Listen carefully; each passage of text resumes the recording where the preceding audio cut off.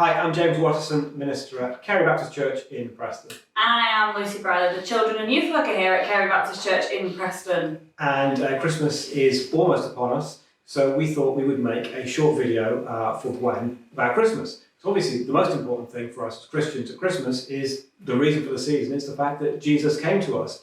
The Creator God emptied himself of all but love, as the song says, and he came to us as one of us, took on our flesh, and he did that for our sake and for our salvation.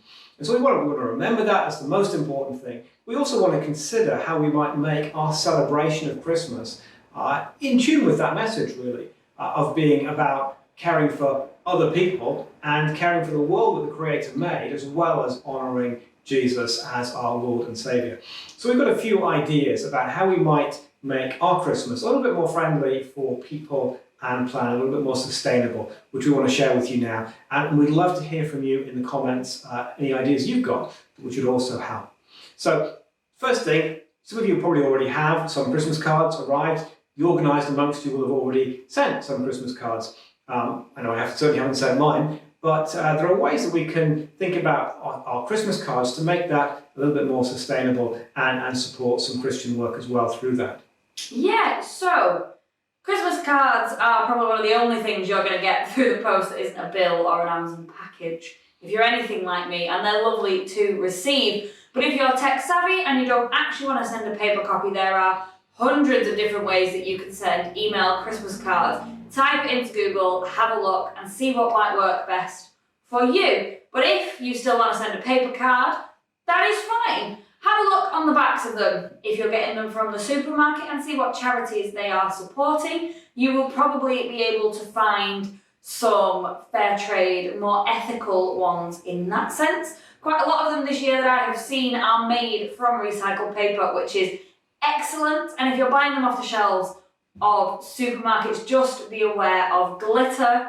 Not only is it really annoying and gets stuck to everything, it's one of the worst sources of microplastics in our oceans, so just be aware of the glitter. But one of the ways that you can support other countries around the world with your Christmas cards is buying them from places like Tear Fund or BMS or Christian Aid, where the money that is profit will be used to combat climate change, hunger, poverty, all of the things that we as Christians really want to get behind and use to make a difference. And another thing you can do, something we've done here at Carey for quite a few years, is we can buy a single card and we all sign it in the congregation rather than each giving each other cards. And as a result of that, the money we would have saved on buying all those extra cards we give to a local charity. So that might be the Salvation Army Food Bank, and we've given to other things in other years. So that's another good thing we can do with cards. And then when we think of getting ready for Christmas, one of the things we've been doing here just this evening actually is with our youth group, we've been decorating this room, and off camera, you can't see it, but there's a Christmas tree we've just put up. So as we think of Christmas trees, we can think about how to be a bit more sustainable in our choices there too. So a very sustainable choice is, if you've already got an artificial tree, keep using it. Reuse is a great way to be sustainable. But if you're going to get a new tree, a really good option is to actually get a real tree. A real tree, it's just like it's a plant crop. There's nothing bad about buying a real tree. It absorbs carbon during its lifetime. That carbon is eventually returned to the atmosphere when it's destroyed. But there's no net output of carbon through that, apart from when it is transported. So the best way to get around that is to don't necessarily buy it just off a supermarket. Maybe go to a local farm that grows trees and buy a locally sourced tree. And one other solution you can do, which I've seen for the first time this year, is you can hire a living tree, which will come into your house and you'll look after it and decorate it and keep it over Christmas. And then the company that own it will come back and take it, and it can be used again by yourself or someone else another year. So that's a really sustainable way to approach our Christmas trees. And then I guess presents and wrapping paper. Wrapping paper is next, yes, isn't it? Wrapping paper. We all love opening presents. Your little ones all love opening presents, and wrapping your presents is fine. It's great. There are just a few things to take into account. The first is that actually any of the shiny papers, with the silver bits or the gold bits. There are some quite pearlescent ones out there this year. They aren't recyclable at all. They've got plastic in them. They can't go in your paper recycling bin. However, your nice patterned ones, like this dinosaur one, as long as they haven't got sparkly, shiny bits on, are recyclable. So you can still wrap up your little one's presents in their favourite character or a nice dinosaur one like this. But there are crafty people out there who might enjoy using brown paper a little bit more. You can paint on these. It still works as wrapping paper, it's just not as brightly coloured. However, you don't just need wrapping paper to wrap a present, you need your sellotape as well. And that is where things can get a little bit tricky. If you use too much, then sellotape isn't recyclable. So you're going to have to rip it off your wrapping paper that's in the big mountain in the middle of the room after you've opened all of your presents before you can recycle your paper. So when you're wrapping them, to save yourself loads of time ripping it all off, just use as little as possible. I've seen people this year attempt to wrap presents with one piece of sticky tape, and I don't think I could do that. But the least you use, the better it will be for you. Yeah, I definitely couldn't do that. I use far too much because I'm really bad at it. So. I like to make sure all the seals are sealed. So I need to stop doing that this year. Yeah, so we've got to practice our wrapping a little bit. So obviously the next thing is when you've got your wrapping paper, you want to tear that wrapping paper off and you want to get your presents. And there's a number of things to think about with presents. One of the ones I get is my family often say to me, James, what can I get you this year? And I'm stuck for ideas, so I kind of think, well, a shirt or something like that. And I went to my wardrobe this year when someone asked me that very question, and I looked and I thought, wow, I've got so many shirts. I don't need any more shirts. It's crazy to keep asking for stuff that we don't need. So maybe first thing is, don't get stuff that you really, really don't need.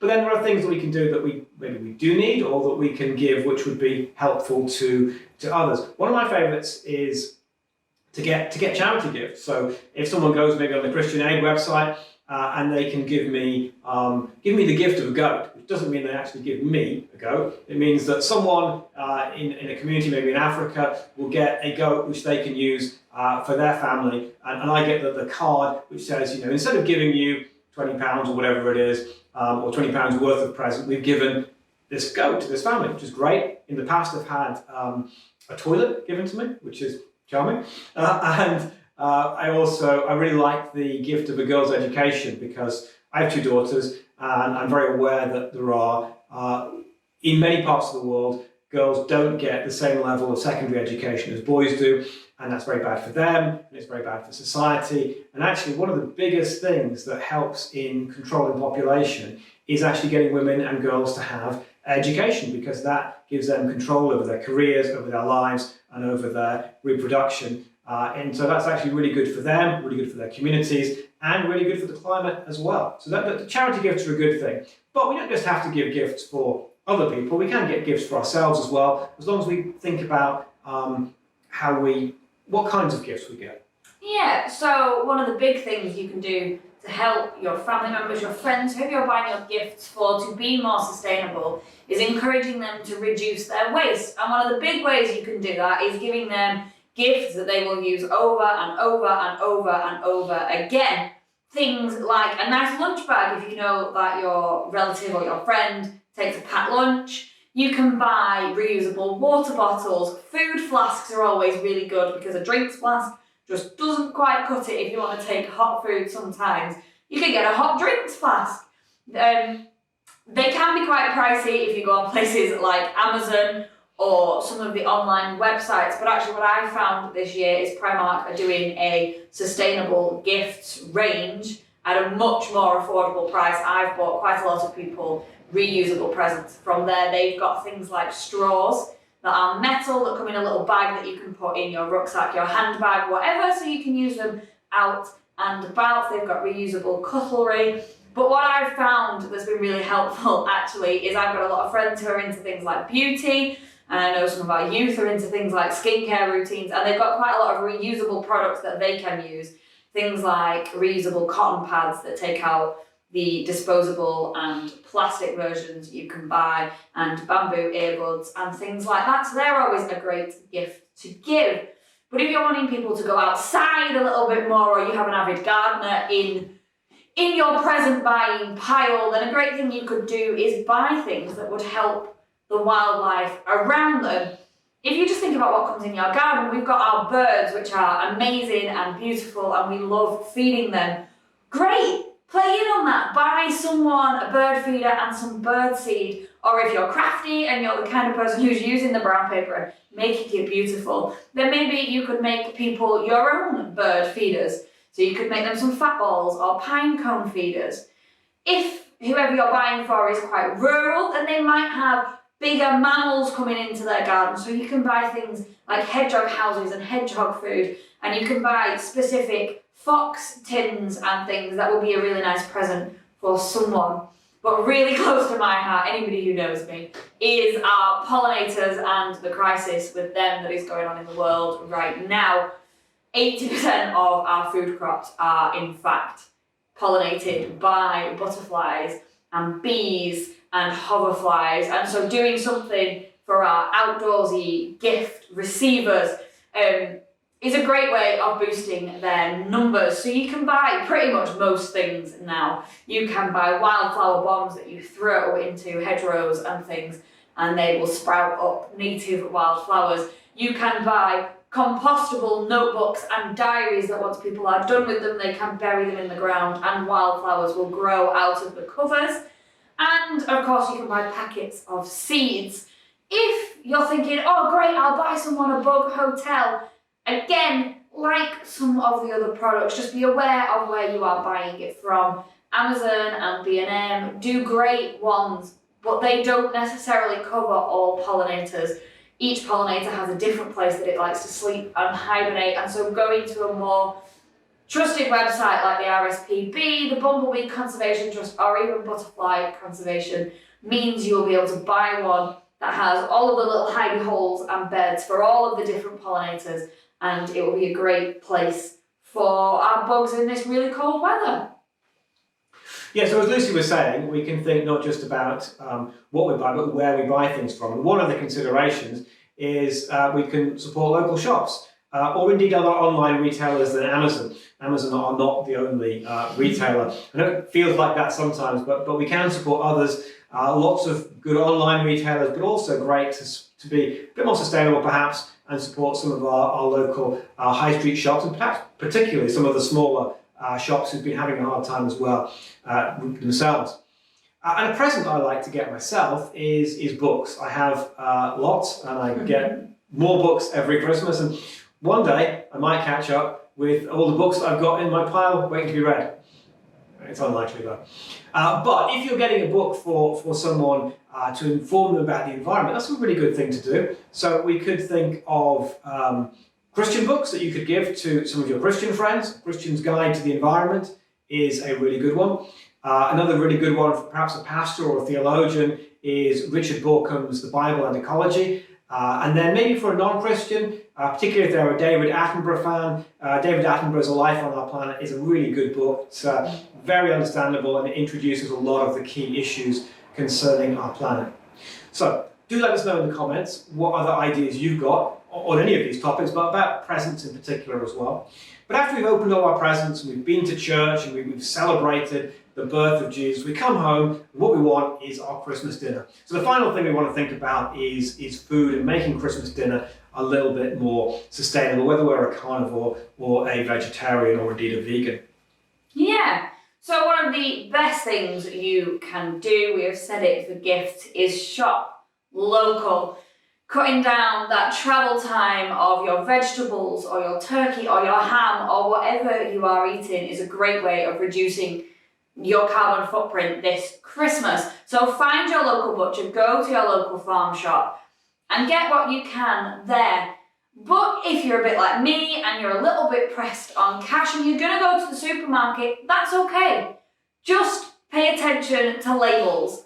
On all of your food, it will say where it has been grown or where it is produced. And at this time of year, it's great. The food we want on our Christmas dinner is actually quite seasonal and is grown here in the UK. Your carrots, your swede, your parsnips, potatoes, Sprouts will all be grown in the UK, but just check if they're on offer on the ends of aisles. They might well be from other countries. So next to your best before date, it will say grown in whatever.